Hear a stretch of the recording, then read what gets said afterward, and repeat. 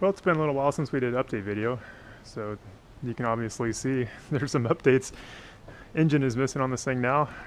Got a hand throttle installed. This thing's actually now drivable. Well, it was till I pulled the engine out of it with the nephews yesterday. I got some brackets mounted up there for the instrument cluster. I got the rest of the steering column kind of braced up better. It's probably not finalized yet, but that'll keep all that from flexing around. Got that other Heim joint on the steering column mounted there securely now. But anyways, Burning Man got canceled for this year back last Friday, so I decided to go ahead and do a little more in-depth work on this thing.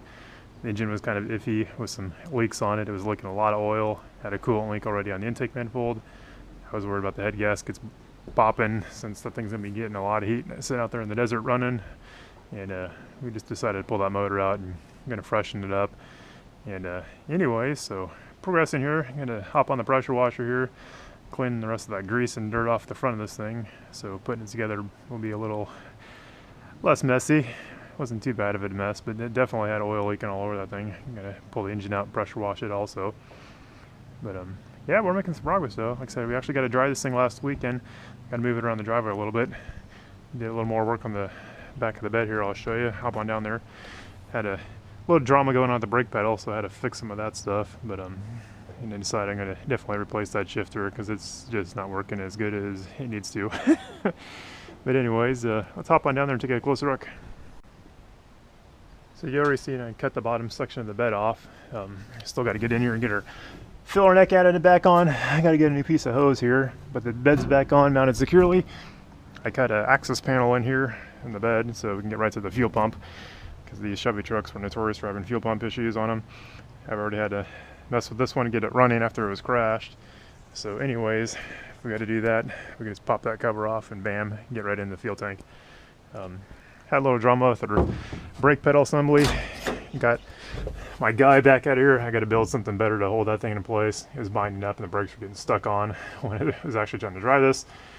The shifter ain't working too good. It's just kind of hokey, so I'm going to buy a legit aftermarket cable operated shifting assembly for it. We'll get that installed eventually. Got a grill for our radiator, which I put in and then took it out 2 days later when we decided to pull the motor on this thing. So kind of not too bad of a mess here, but definitely that engine was leaking a lot of oil, so I want to get that thing all resealed so we don't have to worry about that thing making a mess up there. And that'll be one less headache to worry about in the future. Not sure what we're going to do with all this wiring. This thing was just really crammed in there trying to get that motor out. Trying to get access to these bell housing bolts was a total pain in the butt because the torsion bars in this thing couldn't drop the tranniums down low enough easily. Took us 2 floor jacks and a lot of fussing, but we got it.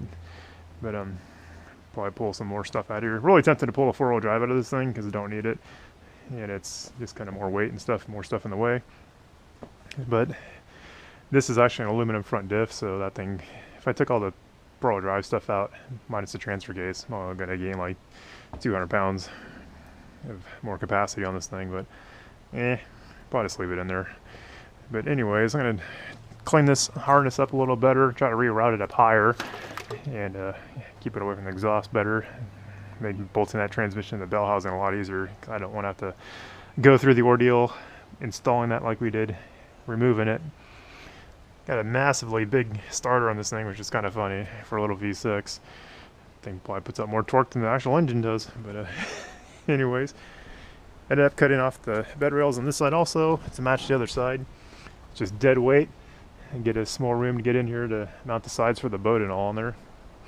But anyways, put her dash in there a little better. Got a gauge panel temporarily in there. I got her switch panel temporarily installed in there. Got some parts here kind of hanging out. I've got some pretty cool switch panels for this thing. One for the driver controls for the engine stuff, then one for our lights and stuff.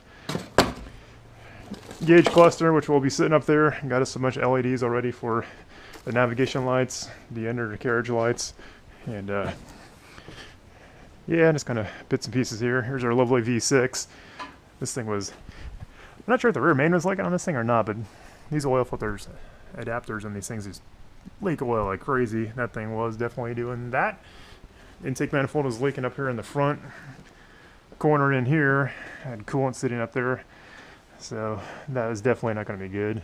I'm just going to pop these heads off, put new head gaskets on it, basically just do a reseal on it. The engine runs pretty good still. So the water pump was a little bit bent, but not too bad. Well, I got it all apart. I'm going to put the, this is the actual accessory setup. The AC compressor was here. I'm going to gut this out a little bit more, and my alternator actually drops right in there and lines up pretty good off my Ford Mustang, so we'll have dual alternators on this thing. So while this is all out and easy to work on, we will work on that project. So anywho's, yeah, but I'm not gonna mess with the engine for a while. That's kind of pushed back. I'm gonna get the pressure washer out here, get the truck cleaned up a little better, and then we'll go from there.